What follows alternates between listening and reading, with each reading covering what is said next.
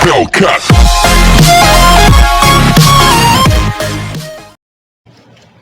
So hello everyone, कैसे हैं आप लोग? उम्मीद है अच्छे होंगे। आज हम लोग जो टॉपिक चलने वाले हैं वो पुराने टॉपिक से जुड़ा हुआ तो है। पुराने टॉपिक में हमने किसी प्लेन सरफेस से रिफ्रैक्शन पढ़ा था। आज जो हम नया सेशन स्टार्ट करने वाले हैं जिसमें हम स्फेरिकल सरफेस से रिफ्रैक्शन पढ़ेंगे। यहाँ से बोर्ड्स एग्जाम में रिफ्रैक्शन फॉर्मूले को प्रूव करने के लिए आता है क्वेश्चन। उसके ऊपर आज हम चलने वाले हैं। ठीक है, तो समझते हैं कैसे क्या चीज़ें होंगी। बहुत इंपॉर्टेंट डेरिवेशन है।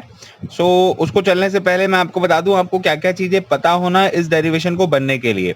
सबसे पहली चीज़ जो आपको पता होना वो है स्नेल्स लॉ। ये हमने पहले डिस्कस किया हुआ है, मैं थोड़ा सा बता दे रहा हूँ आपको।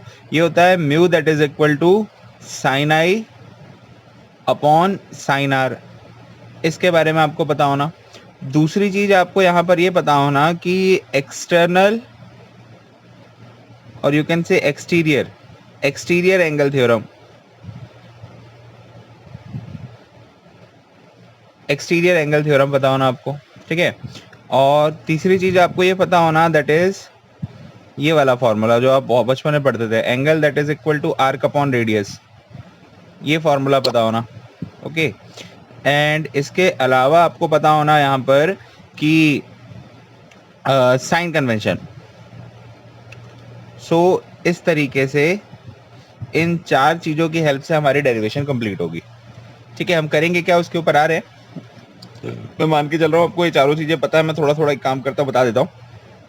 स्नेल्स लॉ में म्यू शो करता है रिफ्रैक्टिव इंडेक्स ऑफ मीडियम को, आई एंगल ऑफ इंसिडेंट को, और आर शो करता है एंगल ऑफ रिफ्रैक्शन को। ठीक है, angle is equal to arc upon radius, simple है। साइन कन्वेंशन वैसी था, इस तरफ वाली जो वैल्यूज हैं ये वाली वैल्यूज वो नेगेटिव, इधर वाली पॉजिटिव, ऊपर वाली पॉजिटिव और इधर वाली नेगेटिव। समझने लायक चीज़ है। एक्सटीरियर एंगल थ्योरम क्या होता है यहाँ समझने का ट्राई करें। जैसे ये कोई ट्राइंगल है, ठीक है, ये ट्राइंगल में देखो ये बाहर ये जो एंगल बन रहा है ना, सपोज कर लो इस एंगल का नाम मैंने दे दिया आर, और ये वाले एंगल की वैल्यूज हैं एक्स और ये वाले हैं वाई। ये जो एक्सटीरियर एंगल है हाँ सॉरी, ये जो एक्सटीरियर एंगल है इसकी वैल्यू इससे जो दूर में जो दो एंगल फॉर्म हो रहे हैं ट्राइंगल के, उन दोनों के सम के इक्वल आती है। एक्सटीरियर एंगल इन दोनों के सम के इक्वल आता है, जिसको बोलते हैं एक्सटीरियर एंगल थ्योरम। ये हम यहाँ पर यूज करने वाले हैं। ठीक है, चलो समझते हैं। ये चार चीजें मान के चल रहा हूँ आपको बनती है। हमको करना है refraction to spherical surface. Spherical surface दो होती है, एक कॉन्वेक्स और एक कॉनकेव। आज हम कॉनकेव के लिए करने वाले हैं, अगली डेरिवेशन में कॉन्वेक्स के लिए करेंगे। आज हम कॉनकेव सरफेस के लिए देखने वाले हैं। डायग्राम डिस्कस कर लेते हैं। ये देखो, ये कोई कॉनकेव सरफेस है, ये इसका सेंटर ऑफ कर्वेचर है। अब कुछ चीज़ें और आपको पता होना, जैसे देखो मैं यहाँ पर आपको यहाँ समझा दे रहा हूँ। ये देखो, जैसे ये सिंपल प्लेन सरफेस है तो हमको पता है नॉर्मल जो है वो एकदम स्ट्रेट लाइन होगी जो इससे 90 डिग्री बनाए।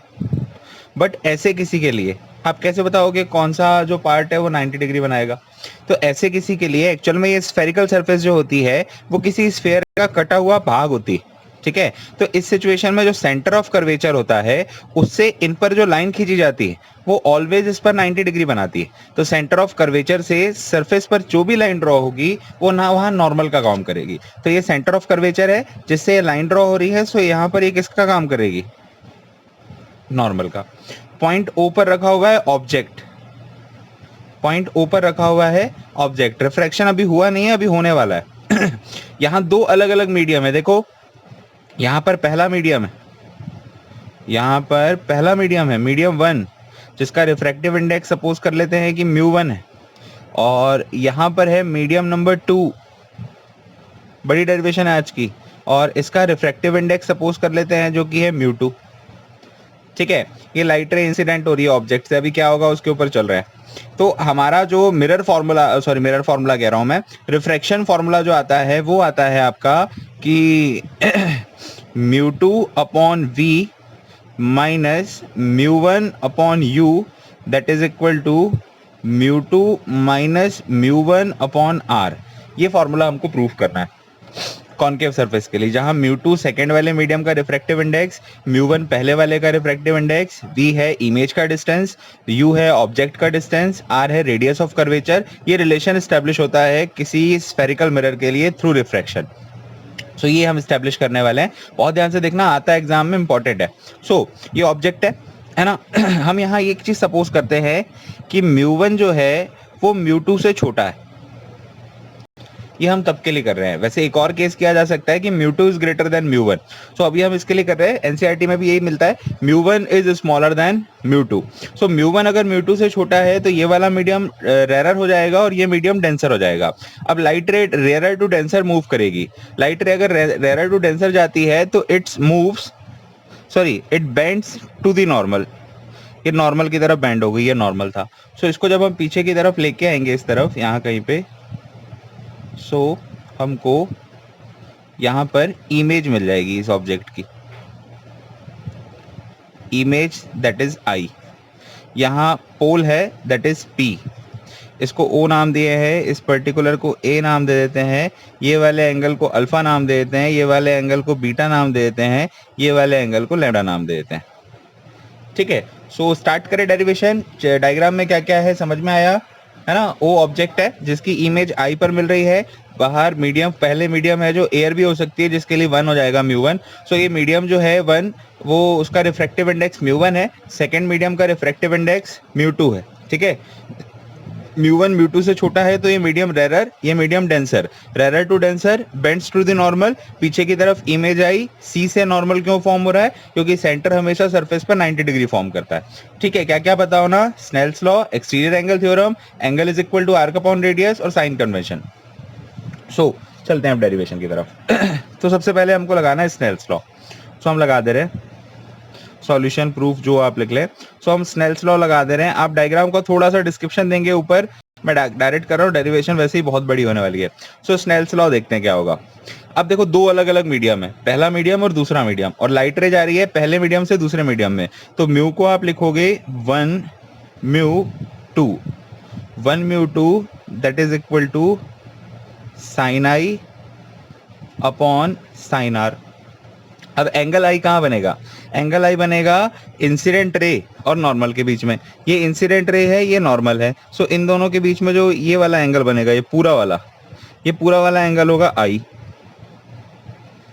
ठीक है, और ये रिफ्रैक्टेड रे है, ये देखो ये रिफ्रैक्टेड रे है और ये नॉर्मल था, तो इन दोनों के बीच में जो एंगल बनेगा ये एंगल होगा आर। ठीक है, ये जो एंगल होगा वो एंगल होगा आर। ये वाला एंगल आई है ना, यहाँ मैं लिख दे रहा हूँ, शायद वहां क्लियर नहीं हो रहा, यहाँ मैं लिख दे रहा हूँ, ये वाला एंगल आई, ये पूरा ये वाला। सो अब चलते हैं, 1 म्यू2 is equal to what, sine I upon sine r. अब देखो अगर आपको याद आ रहा हो जब मैंने रिफ्रैक्टिव इंडेक्स ऑफ मीडियम पढ़ाया था, सो मुझे थोड़ा सा यहाँ पर बताना पड़ेगा। 1 म्यू2, सो 1 म्यू2 को आप लिखते थे v1 अपॉन v2। आप पुराने लेक्चर्स देखेंगे आपको मिलेगा, 1 म्यू2 की वैल्यू होती थी v1 अपॉन v2। अच्छा, और अगर सिर्फ मैं म्यू लिखता था तो म्यू की वैल्यू होती थी c बाई वी, जहां c होती थी speed of light in air और v होती थी speed of light in that medium. ठीक है, सो इसको हम बोलते थे आपका रिलेटिव, और इसको रिलेटिव बोलते थे, और ये वाला जो था वो क्या बोलते थे, मुझे नाम याद नहीं आ रहा, देख लेना। खैर 1 म्यू2 is equal to v1 by v2 है और mu is equal to c by v. So अब देखो इसको हम कैसे लिख सकते हैं, मुझे एक एक्स्ट्रा पेज ले लेना चाहिए शायद में भी, तो मैं यहाँ बता दे रहा हूँ। हाँ, सो देखो क्या है, 1 म्यू2 is equal to v1 by v2 है। सो देखो हम इसको कैसा लिखते हैं, 1 म्यू2 इज इक्वल टू, हम इसको ऐसा लिख सकते हैं क्या कि c by v2 upon c by v1 करके देखो वही आएगा। ये c बाई v1 जब ऊपर जाएगा सो वो बनेगा v1 अपॉन c, c से c cancel, v1 upon v2 ही आना है, और c बाई v2 जो है ये बना लेगा म्यू2 और c बाई v1 जो है वो बना लेगा म्यू1। तो यहाँ से हमारे पास एक फॉर्मूला और निकल के आया कि 1 म्यू2 इज इक्वल टू म्यू2 अपॉन म्यू1। जैसे 1 म्यू2 का हमने एक फॉर्मूला पहले पढ़ा है that is v1 upon v2, तो आज एक फॉर्मूला आप और सीख सकते हैं कि 1 म्यू2 इज इक्वल टू म्यू2 अपॉन v1। या अगर आप ऐसा लिखें कि a mu g, that means air से ग्लास के रिस्पेक्ट में, तो आप इसको ऐसा लिख सकते हैं mu g upon mu a. ठीक है, तो ये रिलेशन आपको समझ में आ गया होगा उम्मीद है। तो आगे चल रहे हैं। सो यहाँ जो 1 म्यू2 है, सो ये जो 1 म्यू2 है उसको क्या लिख सकते हैं, देखो म्यू2 अपॉन म्यू1 that is equal to sine I upon sine r. अच्छा, इतने में कंप्लीट नहीं होगा, अभी कुछ चीज और समझनी है। क्या बड़ी डेरिवेशन है काफ़ी, और मज़ेदार भी है अगर आप इंटरेस्ट लो तो।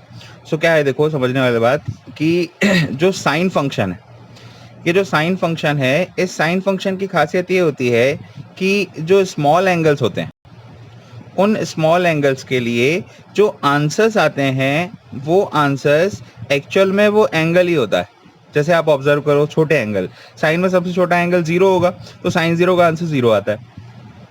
साइन में वैसे ही अगर आप यहाँ पर π/12 देखें, छोटा एंगल 15 डिग्री ऑलमोस्ट, तो इसका आंसर लगभग 3.14 डिवाइड बाई 12 के इक्वल ही आता है। सो यहाँ पर π/12 है, तो यहाँ पर भी π/12 भी मिल रहा है। बट ऐसा कब तक होता है, जब एंगल्स बहुत छोटे हो, 10-12 डिग्री के आसपास हो। सो हम यहाँ पर वही चीज कहेंगे कि angles are very small, if I and R are very small, अगर ये बहुत छोटे हैं तो इस केस में जो साइन आई है उसको आप रिप्लेस कर सकते हो आई, और जो साइन आर है उसको आप रिप्लेस कर सकते हो आर। सो हम साइन आई को आई रिप्लेस कर दे रहे हैं और साइन आर को आर रिप्लेस कर दे रहे हैं। सो ये μ2 upon μ1 is equal to sine i की जगह हम रख दे रहे हैं आई, और साइन आर की जगह रख दे रहे हैं r. That is your equation number first. So ये अभी हमारा पहला काम करके हुआ है, दैट इज स्नेल्स लॉ। अभी हमको दूसरे काम में चलना है, जो कि है एक्सटीरियर एंगल थ्योरम। सो अब हम चलते हैं एक्सटीरियर एंगल थ्योरम लगाने से पहले डायग्राम में कुछ और चीज़ें हमको ऐड करनी है, उसको देखो। जैसे देखो, ये आपकी इंसिडेंट रे थी, ये नॉर्मल के साथ आई एंगल बनाएगी। ये रिफ्रैक्टिव रे थी, ये नॉर्मल के साथ आर बनाएगी। बट ध्यान से देखो, यहाँ पर एक और एंगल्स बन रहे हैं। ये देखो, ये एक्स जैसी शेप, अगर आपको याद हो मैंने पहले बताया है, इनको बोलते हैं वर्टेक्स अपोजिट एंगल। सो ये वाला एंगल अगर आर है तो ये वाला एंगल भी आर होगा। These are called vertex opposite angle. ये वाला एंगल आर है तो ये वाला एंगल भी आर होगा। आप शो कर दो बस, सफिशिएंट है। सो चलते हैं, अब हमें जरूरत पड़ेगी डायग्राम की, तो इसको हम यहाँ रखते हैं, है ना। सो अब देखो, हम लगा रहे हैं एक्सटीरियर एंगल थ्योरम। सो यहाँ पर देखो, दो ट्राइंगल मुझे दिख रहे हैं। एक दिख रहा है OAC, जिसमें एक्सटीरियर एंगल है लैम्डा और इंटीरियर एंगल्स होंगे कैपिटल स्मॉल आई और अल्फा। ठीक है। सो सबसे पहले लगा दे रहे हैं in triangle what, OAC, in triangle OAC bye exterior angle theorem. लगाया एक्सटीरियर एंगल थ्योरम। सो देखो, एक्सटीरियर एंगल कितना है, लैम्डा, और जो अंदर जो एंगल्स बन रहे हैं आई और अल्फा, देखो ना डायग्राम, एक्सटीरियर एंगल आर, ये अंदर जो एंगल बन रहे थे एक्स और वाई थे, तो इसकी वैल्यू इन दोनों के सम के इक्वल आई थी, इसकी वैल्यू इन दोनों के सम के इक्वल आई थी, तो इसकी वैल्यू इन दोनों के सम के इक्वल आएगी। That means lambda is equal to small I plus alpha. But equation number first जो आई है उसमें आई और आर आते हैं, तो हम आई और आर निकालेंगे। तो हम यहाँ से आई निकाल ले रहे हैं, आई की वैल्यू आ जाएगी lambda minus alpha. That is your equation number second. So ये तो लगा के हुआ कौन से ट्राइंगल में, OAC। अब हम आते हैं दूसरे में। दूसरा हमको दिख रहा है IAC। अब यहाँ पर बोलोगे कि OAI भी है, इसमें भी एक्सटीरियर एंगल है, पर इंटीरियर हमको निकालने में दिक्कत है ना। सो हम ये लगा देते हैं IAC। सो हम लगा दे रहे हैं in triangle IAC bye exterior angle theorem, जो ऊपर लिखा है वो आप लिख देना। सो यहाँ देखो, एक्सटीरियर एंगल लैम्डा है और इंटीरियर एंगल्स हैं अल्फा और सॉरी आर और बीटा।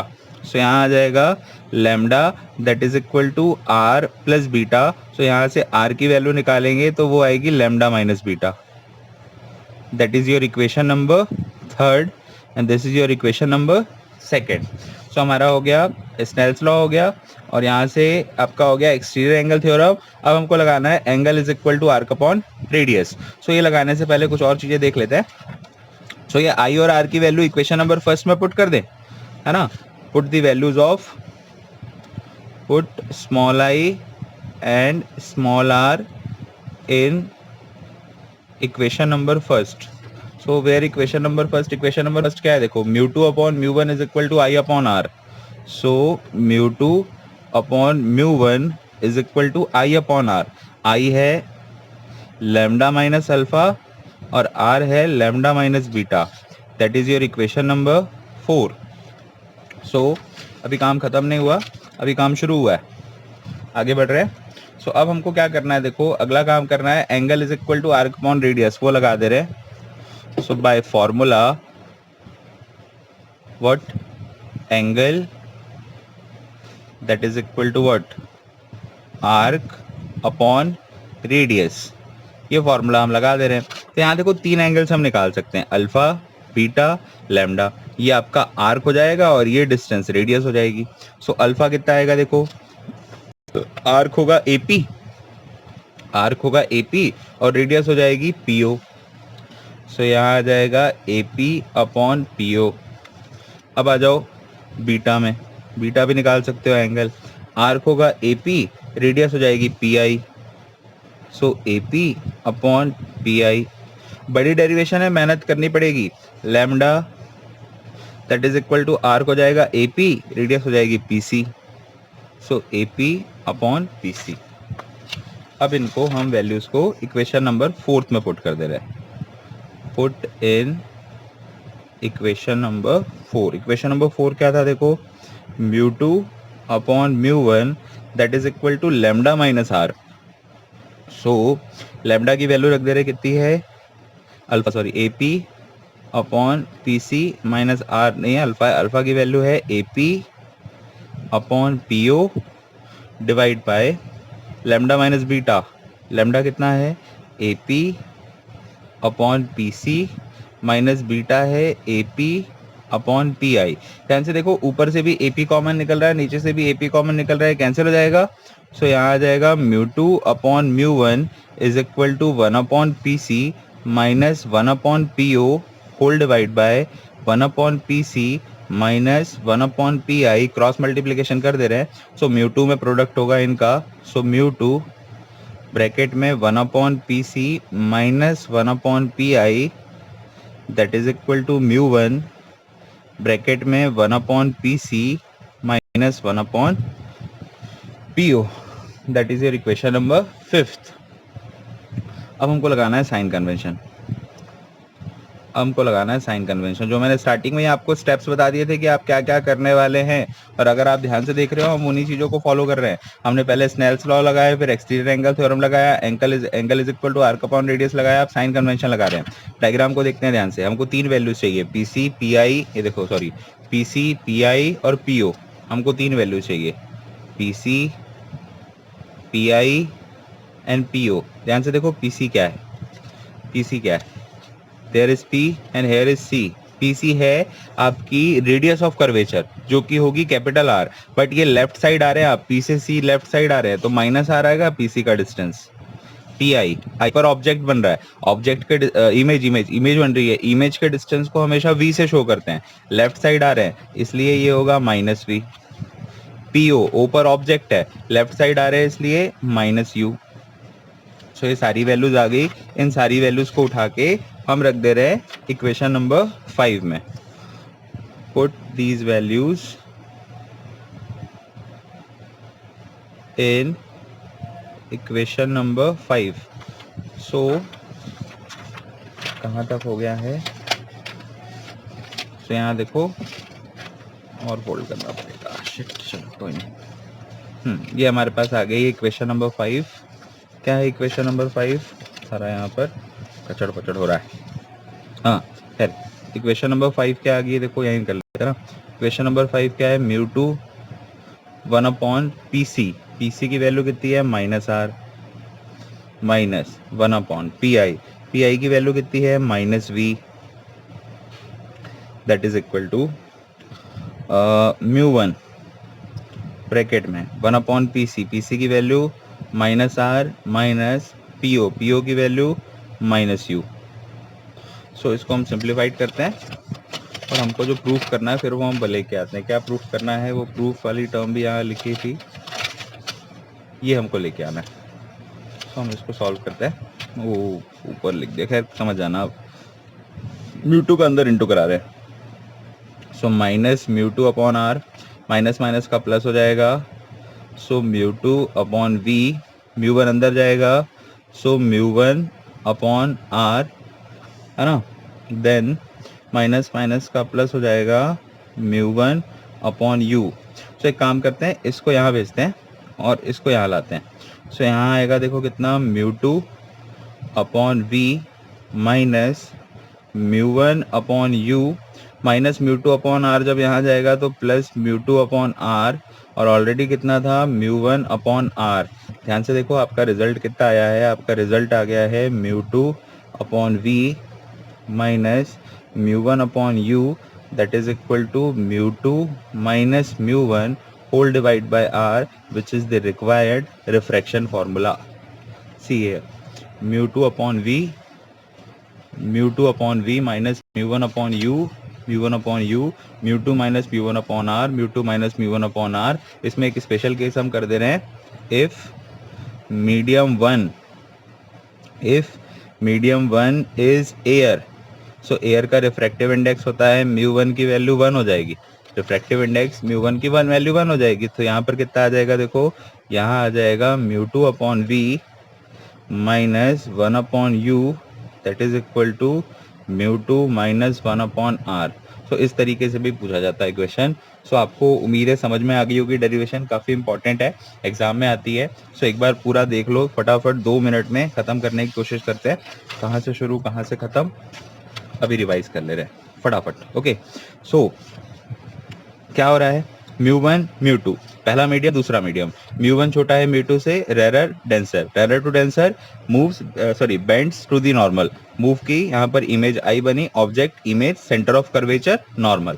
स्नेल्स लॉ, एक नया फॉर्मूला, 1 म्यू टू को क्या लिख सकते हैं, mu two by mu one. कैसे आता है बताया मैंने, आई और आर अगर बहुत छोटे होंगे तो साइन आई की वैल्यू आई के इक्वल आएगी और साइन आर की वैल्यू आर के इक्वल आएगी। 4 चीजें करनी है, स्नेल्स लॉ लगाना है, एक्सटीरियर एंगल थ्योरम लगाना है, angle is equal to arc upon radius लगाना है, साइन कन्वेंशन लगाना है। सो स्नेल्स लॉ हो गया, एक्सटीरियर एंगल थ्योरम लगाए, आई और आर निकाल के रख दिए, फिर लगाए angle is equal to arc upon radius, value निकाल के रख दिए, फिर क्या लगाए साइन कन्वेंशन और यहाँ पर वैल्यू निकाल के रख दिए, आपका प्रूफ आ गया।